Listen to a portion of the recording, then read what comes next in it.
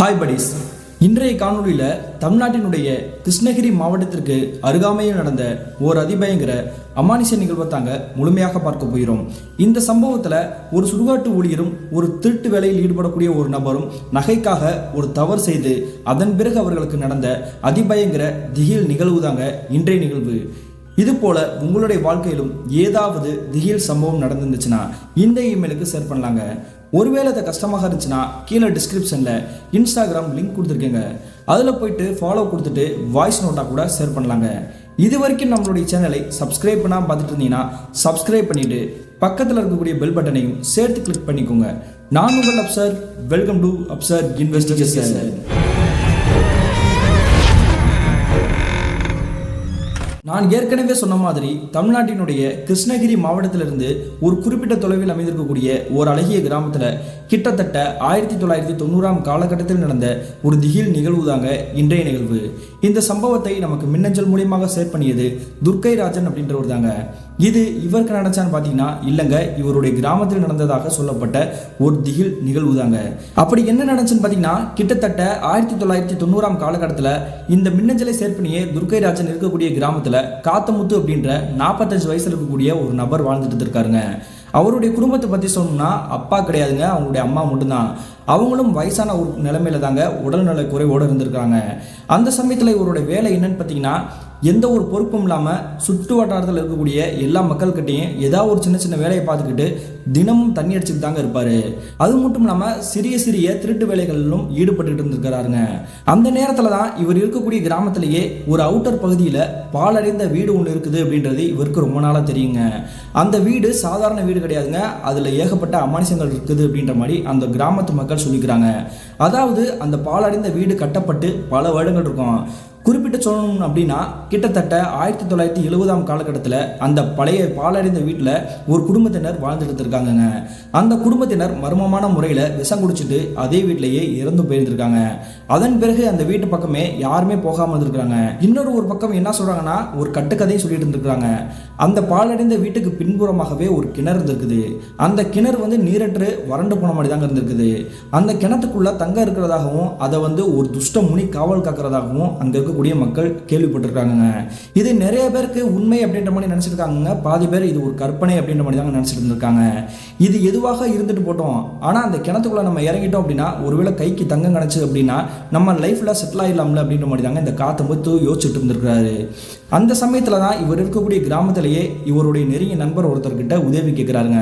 அப்படி கேட்கும்பொழுது அவருடைய நண்பர் ஆரம்பத்தில் தட்டி கழிக்கிறாரு.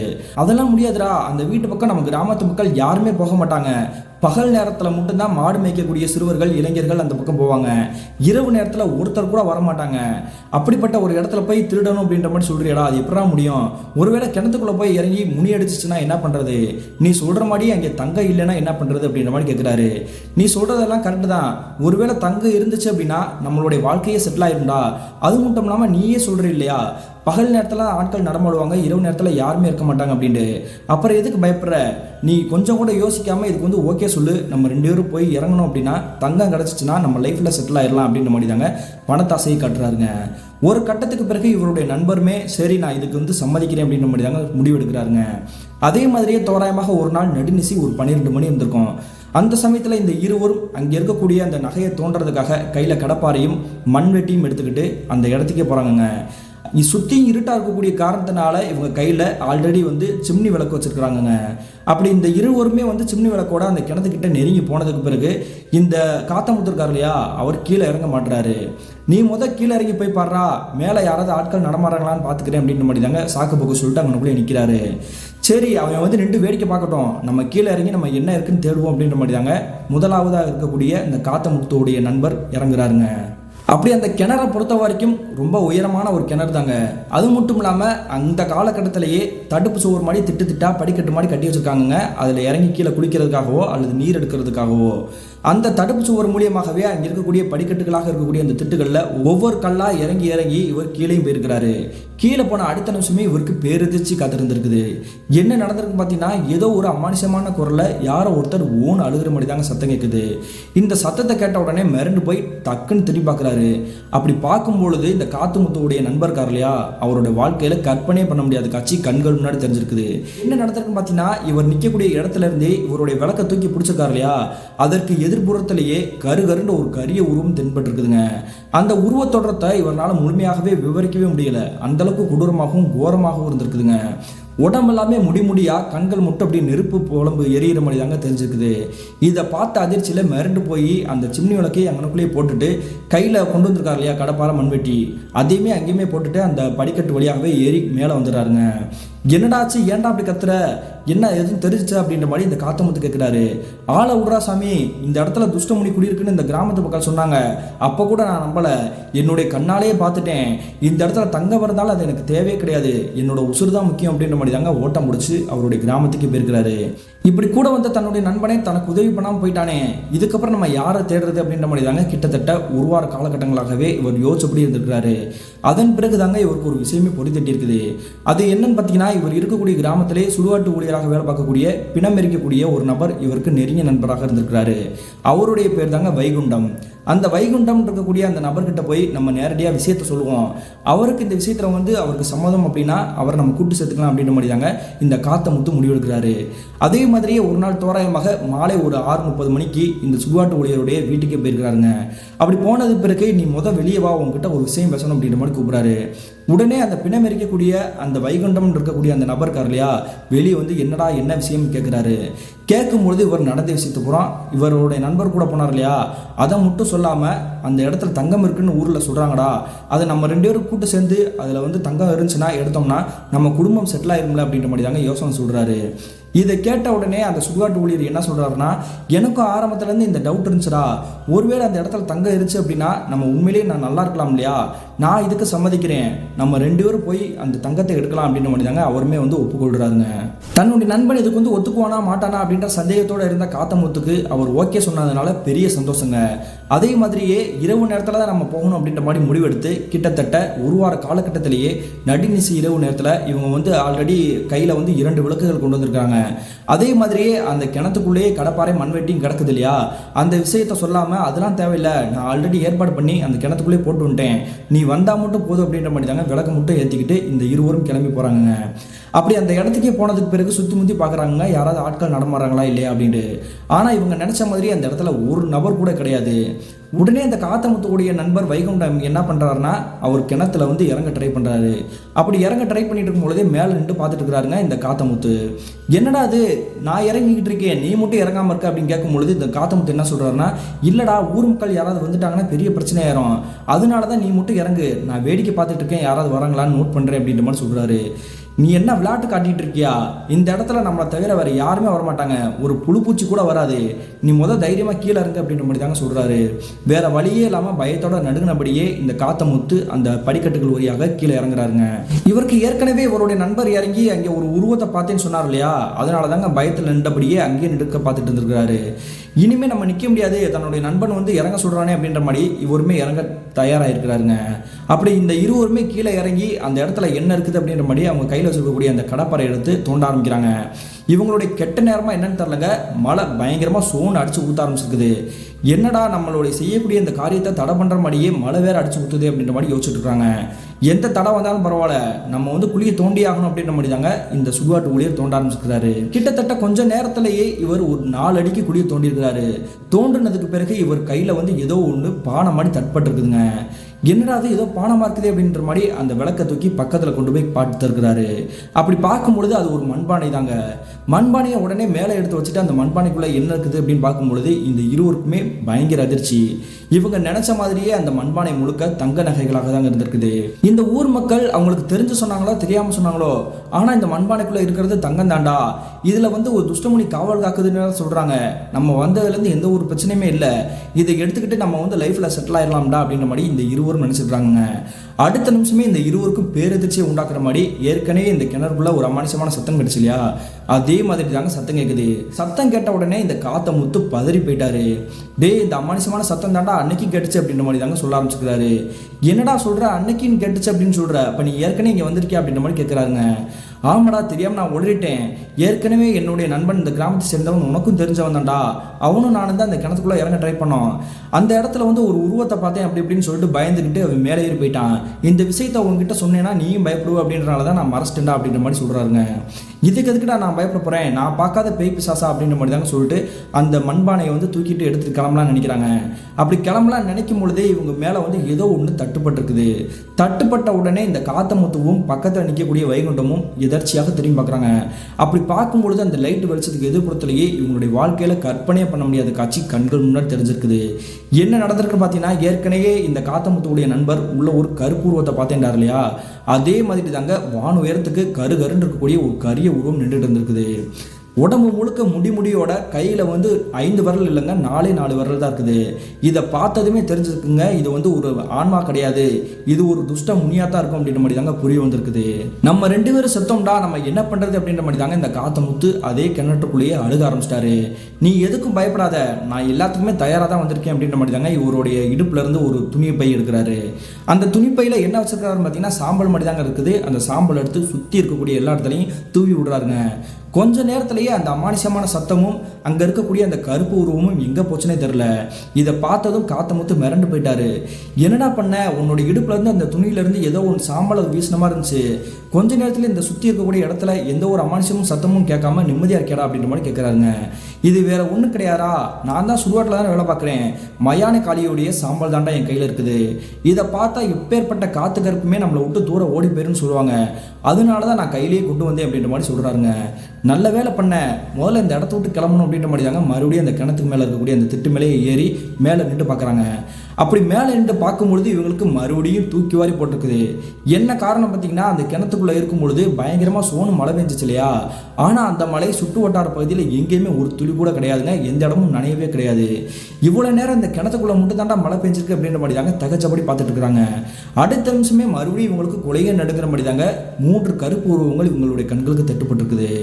அது எப்படின்னு பார்த்தீங்கன்னா, அந்த கிணத்துக்கு மேலே ஏறி அவங்க மண்பானை தூக்கிக்கிட்டு கிளம்பலாம் நினைக்கும் பொழுது எதிர்ப்புறத்தில் 3 கரிய உருவம் அந்த பாலடைஞ்ச வீடு இருக்கு இல்லையா, அந்த வீட்டுக்கு பின்புறம் தாங்க இந்த கிணறு அமைச்சிருக்குது.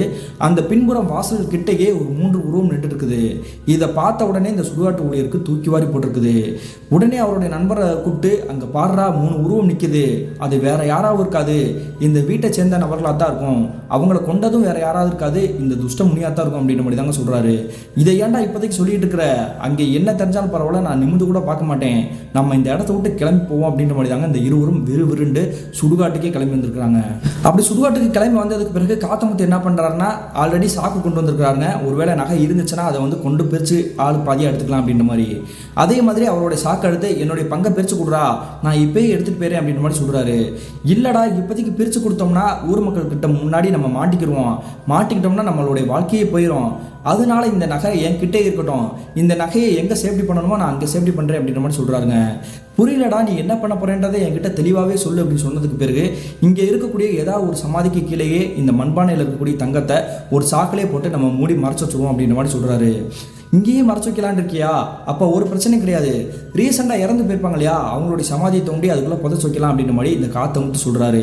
ரீசெண்டாக புதைச்சு வச்சிருக்கக்கூடிய அந்த சமாதியை வந்து நம்ம தோண்டணும் அப்படின்னா நாய்கள் வந்து எலும்புக்காக வந்து அந்த மண்ணை வந்து தோண்டும் இல்லையா, அப்படி தோண்டும் பொழுது அதில் இருக்கக்கூடிய நகைகளும் வெளியே வர வாய்ப்பு இருக்குது, அதனாலே நம்ம மாட்ட வாய்ப்பு இருக்குது. ஏற்கனவே இறந்து போய் கிட்டத்தட்ட 1 வருட காலகட்டமாக ஒரு சமாதி அமைஞ்சிருக்கும் இல்லையா, அந்த மாதிரி சமாதியை தோண்டி அதுக்குள்ளே நம்ம புதைச்சு வைப்போம் அப்படின்ற மாதிரி தாங்க ஐடியா கொடுக்குறாரு. நீ சொல்கிறத அப்படியே ஏற்றுக்கிறேன், ஆனால் இந்த நகையை நம்ம எப்போ பங்கு போடுறது அப்படின்ற மாதிரி கேட்குறாரு. இப்பொழுது பங்கு போட வேணாம், கிட்டத்தட்ட ஒரு 3 மாத காலகட்டங்கள் கழியட்டும், அதன் பிறகு அதில் இருக்கக்கூடிய நகையை கொஞ்சம் கொஞ்சமாக நம்ம எடுத்து செலவழிச்சுக்குவோம், நமக்கு தேவைக்கேற்ப அதை வந்து யூஸ் பண்ணிக்கிறோம் அப்படின்ற மாதிரி தாங்க இந்த வைகுண்டம் சொல்கிறாரு. தன்னுடைய நண்பன் சொல்றது சரிதான் அப்படின்ற மாதிரி முடிவெடுத்து அங்கே இருக்கக்கூடிய ஒரு பழைய சமாதியை தோண்டி அதுக்குள்ள இந்த சாக்கில் போட்டு வச்சிருக்கக்கூடிய நகைகளை புதைச்சு வைக்கிறாங்க. அப்படி புதைச்சு வச்சதுக்கு பிறகு இந்த இருவரும் யாருக்குமே தெரியாது, என்னுடைய குடும்பத்தினர்கிட்டே நான் சொல்ல மாட்டேன் அப்படின்ற மாதிரி தாங்க ஒருத்தருக்கு ஒருத்தர் பேசி முடிவெடுத்துட்டு அவங்களுடைய கிராமத்துக்கே போறாங்க. இந்த நிகழ்வு நடந்து சில நாட்களாகவே இந்த இருவரும் மாறி மாறி அந்த சுடுகாட்டுக்கு போய் அந்த தங்க நகைகள் புதைச்சு வச்சோம் இல்லையா, அது இருக்குதா இல்லையா அப்படின்ற மாதிரி நோட்டம் விட்டுக்கிட்டே இருந்திருக்காங்க. ஆனால் அதை தோண்டி பார்க்கலங்க, அது இருக்குதா, அந்த சமாதியை வந்து யாரும் கலைச்சிருக்காங்களா அப்படின்ற மாதிரி தாங்க பார்த்துட்டே இருந்திருக்காங்க. இப்படியே இருக்கும்போது தாங்க தோராயமாக ஒரு நாள் இரவு நடுநிசி நேரம் இருந்திருக்கும். அந்த சமயத்தில் இந்த காத்தமுத்துக்கு அவருடைய நண்பர் வைகுண்டத்துக்கு மேலே சந்தேகம் எழும்பியிருக்குது. அது என்னன்னு பார்த்தீங்கன்னா, இந்த சுடுகாட்டு ஊழியரை பொறுத்த வரைக்கும் ரொம்ப கஷ்டப்படக்கூடிய ஒரு குடும்பத்தை சேர்ந்தவர் தாங்க. அவர் வந்து அந்த நகையை வந்து மொத்தமாக எடுத்துக்கிட்டு அதை வந்து சுருட்டிக்கிட்டு ஓடி போயிட்டா என்ன பண்ணுறது, குடும்பமாக காலி பண்ணி வேற எங்கேயாவது போயிட்டாங்கன்னா நம்ம என்ன பண்ணுறது, ஒன்றுமே பண்ண முடியாது. அதனால இப்போ வந்து அந்த நகை வந்து அதே இடத்துல தான் இருக்குதா அப்படின்றத நம்ம வந்து நோட் பண்ணணும் அப்படின்ற மாதிரி தாங்க முடிவெடுத்து இவர் கையில் மறுபடியும் ஒரு கடப்பாரையும் மண்வெட்டியும் எடுத்துக்கிட்டு அந்த சுடுகாட்டுக்கே போகிறாருங்க.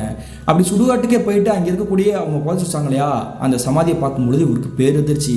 என்ன நடந்திருக்கு பார்த்தீங்கன்னா, அந்த நகையை புதைச்சி வச்சாங்க இல்லையா அந்த சமாதிக்கு மேலே யாரோ ஒரு நபர் உட்காந்தபடி ஓன்னு அழுதுட்டு இருந்திருக்காங்க. யார் இந்த நபர், கரெக்டாக நம்ம புதைச்சி வச்சிருக்கக்கூடிய இடத்துக்கு சமாதிக்கு மேலேயே உட்காந்து அழுதுட்டு இருக்காங்களே அப்படின்ற மாதிரி தாங்க மிரண்டு போய் பார்த்துட்டு இருக்கிறாரு.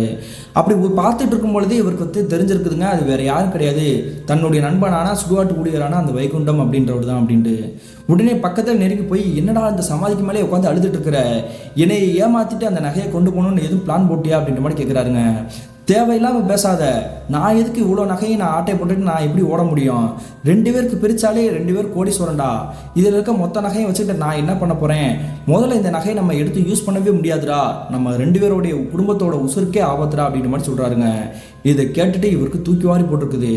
இருந்தாலுமே நீ என்ன சொல்கிறேன்னு எனக்கு புரியலை, ஒழுங்காக என்ன நடந்துச்சுன்னு எதுவும் சொல்லு, திடீர்னு நகையை கஷ்டப்பட்டு எடுத்திருக்கோம், அந்த நகையை யூஸ் பண்ண வேணாம்னு சொல்கிறியே, அதுக்கு என்ன காரணம் அப்படின்ற மாதிரி கேட்குறாருங்க. அப்படி கேட்கும்போது தாங்க ஒரு அதிர்ச்சிகரமான ஒரு பயங்கரமான நிகழ்வை இந்த சுடுகாட்டு ஊழியர் சொல்லி முடிக்கிறாருங்க. அப்படி என்ன நடந்திருக்குன்னு பார்த்தீங்கன்னா, கடந்த ஒரு 10 நாட்களாகவே இந்த இருவரும் சுடுகாட்டுக்கு வர்றதும் போகிறதுமா இருந்தாங்க இல்லையா, அன்றைய நள்ளிரவு தோராயமாக ஒரு நடுநிசி நேரம், எந்த நேரம் தரலங்க. அந்த சமயத்தில் இந்த சுடுகாட்டு ஊழியரான இந்த வைகுண்டம் இருக்கார் இல்லையா, அவருடைய மனைவி, அவருக்கு ஒரு 5 வயசில் பையன் இருக்காங்க. அவங்க 3 பேருமே ஒரு ஓட்டு வீட்டில் தாங்க பழைய வீட்டில் தூங்கிட்டு இருந்திருக்காங்க. அப்படி தூங்கிக்கிட்டே இருக்கும் பொழுது இவங்களுடைய மனைவி டக்குன்னு ஆண் கத்திட்டு எந்திரிச்சிருக்காங்க. எந்திரிச்சிருக்கக்கூடிய அந்த சத்தத்தை பார்த்த உடனே இவங்களுடைய கணவருமே இவங்களுடைய மனைவியை பார்க்குறாரு. என்னடி கத்திட்டு இருக்க, ஒழுங்கா படு அப்படின்ற மாதிரி சொல்கிறாருங்க. ஆனால் அந்த பேச்சா அவங்களுடைய காதுகளே கேட்காம இவங்களுடைய மனைவி எந்திரிச்சபடி அவங்களுடைய வீட்டு கதவை வந்து ஓப்பன் பண்ணுறாங்க. கதவை ஓப்பன் பண்ணிட்டு எங்கே போகிறா அப்படின்ற மாதிரி பின்னாடியே ஃபாலோ பண்ணிக்கிட்டு அவங்களுடைய பேரை சொல்லியே கத்திட்டு இருந்திருக்காருங்க. அப்படி கத்திக்கிட்டே இருந்தாலுமே கொஞ்சம் கூட கேட்காத மாதிரி இவங்களுடைய மனைவி விறுவிறுன்னு நடந்து போயிட்டு இருந்திருக்காங்க, இந்த வைகுண்டத்தோடைய மனைவி. இந்த நேரத்தில் இவ எங்கே போகிறா அப்படின்ற மாதிரி பயத்தோட இவருமே ஃபாலோ பண்ணி கூடவே போயிட்டு இருந்திருக்கிறாரு. ஒரு கட்டத்தில் தாங்க தெரிஞ்சிருக்குது இவங்களுடைய மனைவி எங்கே போகிறாங்கன்னு பார்த்தீங்கன்னா சுடுகாட்டுக்கு தாங்க போகிறாங்க. சுடுகாட்டுக்கு எதுக்கு போகிறா, நம்மளும் கூடவே வந்துட்டோமே அப்படின்ற மாதிரி பயந்ததோட பார்த்துட்டு இருக்கிறாரு. அப்படி பார்த்துட்டே இருக்கும் பொழுது மறுபடியும் இவருக்கு தூக்கி வாரி போட்டிருக்குது. என்ன காரணம்னா, இவங்களுடைய மனைவி அங்கே ஏற்கனவே நகையை புதைச்சி வச்சுருக்காங்க இல்லையா, அந்த சமாதி கிட்ட தாங்க அப்படி உருன்னு பார்த்துக்கிட்டு நின்றுட்டு இருந்திருக்காங்க.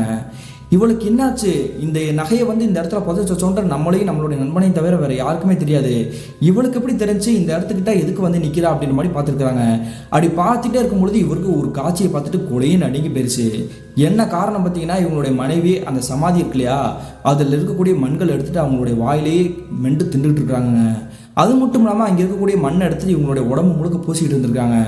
இவளுக்கு பைத்தியம் எதுவும் பிடிச்சிச்சா, ஏன் இப்படி பண்ணிட்டுக்கா அப்படின்ற மாதிரி நினச்சிக்கிட்டு பக்கத்தில் தாங்க போயிருக்கிறாரு. போன அடுத்த செகண்டே மறுபடியும் இவருடைய வாழ்க்கையில் கற்பனை பண்ண முடியாது காட்சி கண்கள் முன்னாடி தட்டுப்பட்டிருக்குது. என்ன நடந்திருக்குன்னு பார்த்தீங்கன்னா, இவங்களுடைய மனைவி இருக்காங்க இல்லையா, இவங்களுடைய மனைவிக்கு பக்கத்துலேயே அந்த சமாதி அமைச்சிருக்குது.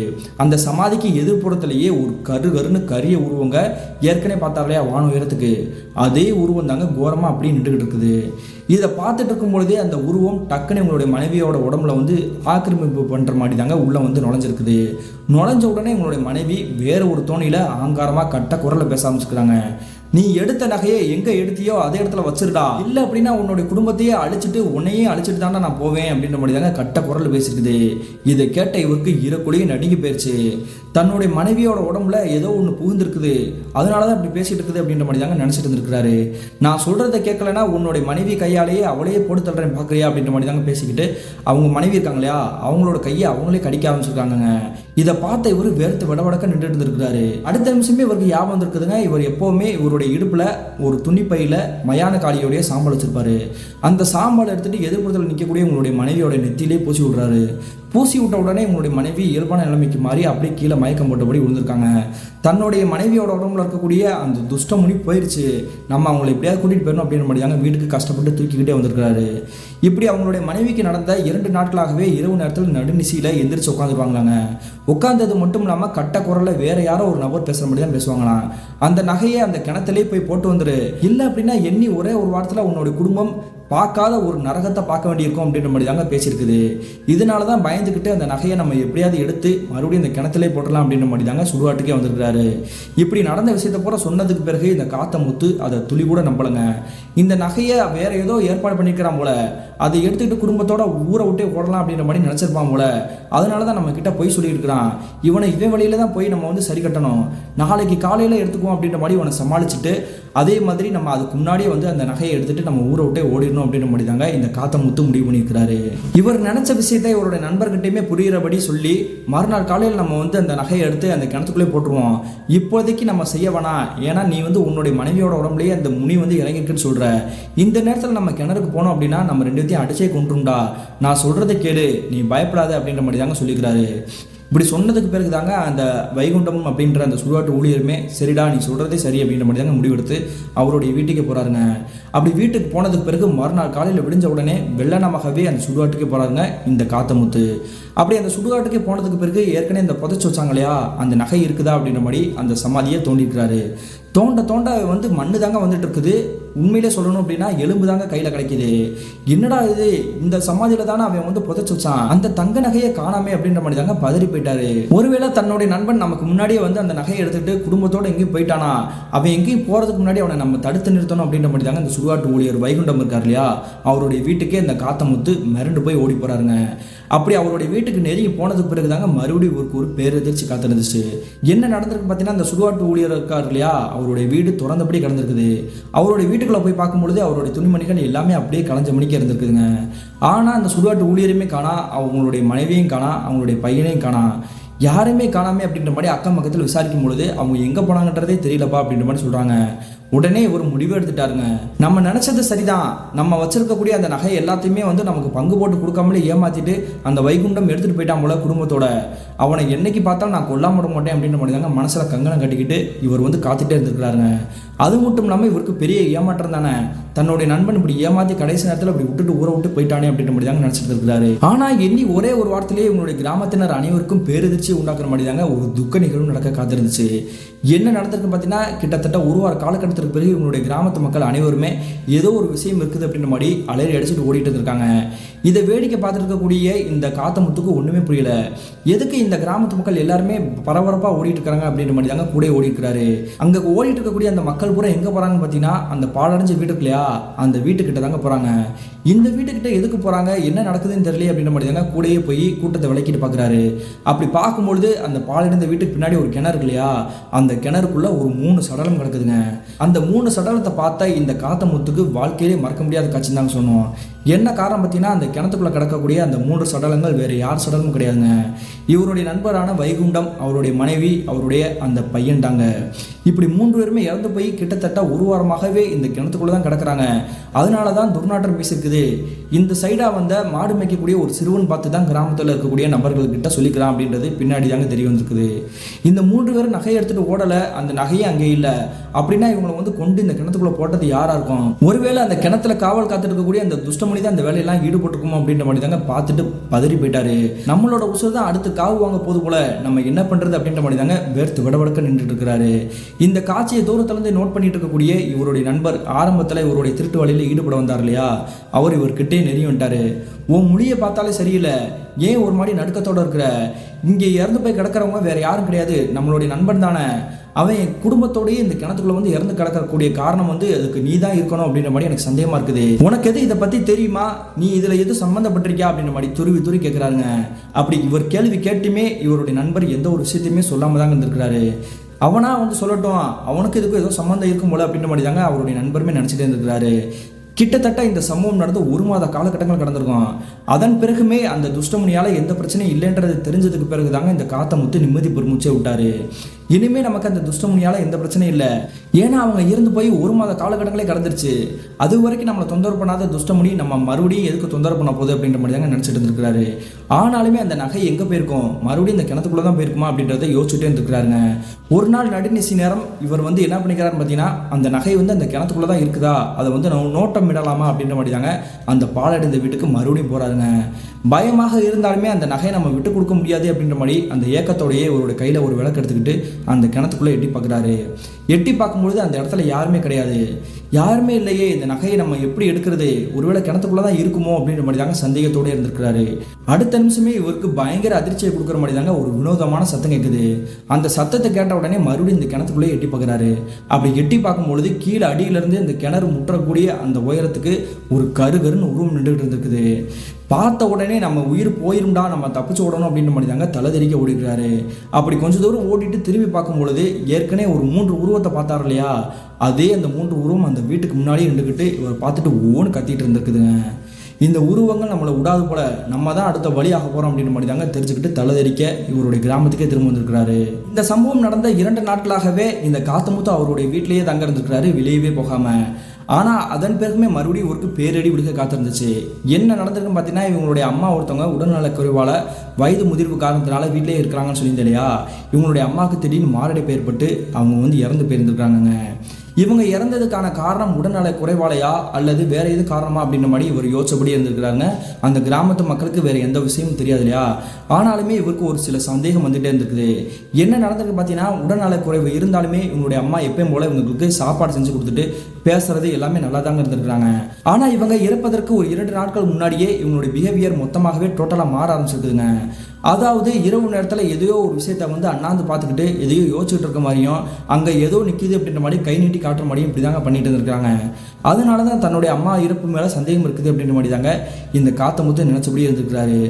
அட பாவி, இதைத்தானே நான் உன்கிட்ட முன்னாடியே சொன்னேன். நம்ம 2 பேரும் அந்த கிணத்துக்குள்ளே இறங்கும்பொழுது ஒரு கோரமான உருவத்தை பார்த்தோம் இல்லையா, அதன் பிறகு நீ பணத்தாசை பிடிச்சி அந்த கிணத்துக்குள்ளே ஏன்டா இறங்கின, நீ இறங்கினது மட்டும் இல்லாமல் சுடாட்டு ஊழியர் பாவம்டா, அவனே கஷ்டப்படக்கூடிய ஒரு குடும்பத்தை சேர்ந்தவன், அந்த வைகுண்டத்தையும் அந்த கிணத்துக்குள்ளே இறங்க வச்சு அவன் சாகிறதுக்கான முழு காரணமாக நீ தானடா நிற்கிற. இப்பொழுது உன்னுடைய அம்மாவும் தவறி போயிட்டாங்க, அடுத்தது நீ மட்டும் தான்டா இருக்கிற, உன் உசுரையாவது எப்படியாவது காப்பாற்றிக்கோ.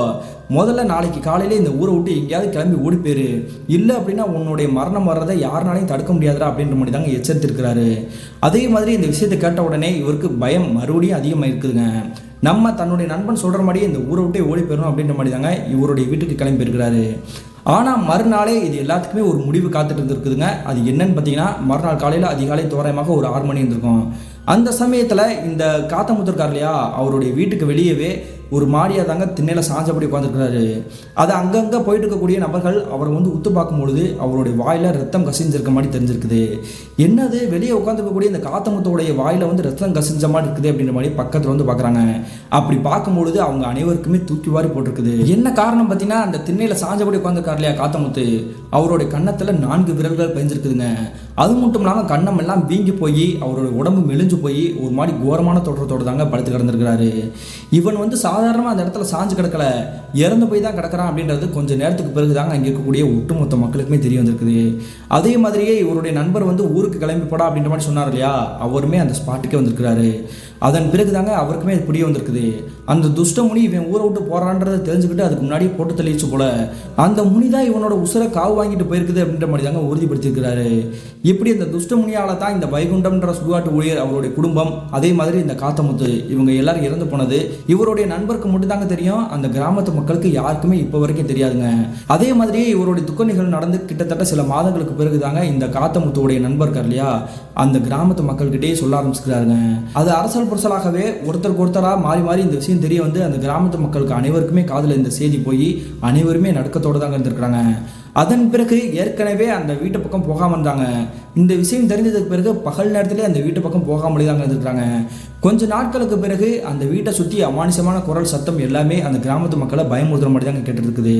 இதனால் அந்த கிராமத்து மக்கள் ஒட்டுமொத்தமாகவே முடிவெடுத்து அந்த கிணற்றை மூடணும் அப்படின்ற மாதிரி தாங்க யோசிச்சு பிளான் போட்டு அந்த கிணத்தையுமே சுற்றி மேலே வந்து மூடி போட்டிருக்காங்க. யாருமே அந்த கிணத்துக்குள்ளே குதிச்சிடக்கூடாது, யாரும் தப்பி தவிர தங்க இருக்குது அப்படின்ற மாதிரி போயிடக்கூடாது அப்படின்ற மாதிரி தாங்க மூடி வச்சிருக்காங்க.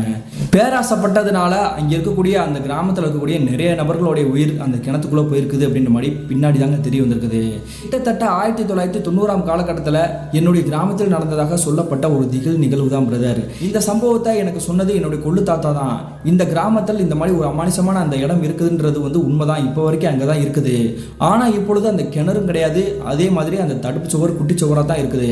அந்த கிணறு முழுக்க வந்து மண்ணை நிரப்பி அது வந்து தரமட்டமாக இருக்குது. அதே மாதிரி இப்போ வரைக்கும் அந்த கிராமத்து மக்கள் அந்த கிணத்துக்கிட்ட போக மாட்டாங்க. நானே ஒரு தடவை போய் பயந்துட்டு என்னுடைய வீட்டில் வந்து சொல்லிக்கிறேன், இப்போ வரைக்கும் அந்த இடம் வந்து அமானுஷமான ஒரு இடமா தான் காட்சி அளிச்சிட்டு இருக்குது அப்படின்ற மாதிரி தாங்க இந்த சம்பவத்தை சொல்லி முடிச்சுக்கிறாரு. இந்த சம்பவத்தை நமக்கு அனுப்பிய துர்க்கைராஜனுக்கு ஒரு நன்றி சொல்லிக்கலாங்க. மீண்டும் இது போன்ற தரமான த்ரில்லிங்கான சுவாரஸ்யமான நிகழ்வுடன் உங்களை சந்திக்கும் வரை நான் உங்கள் அப்சர்.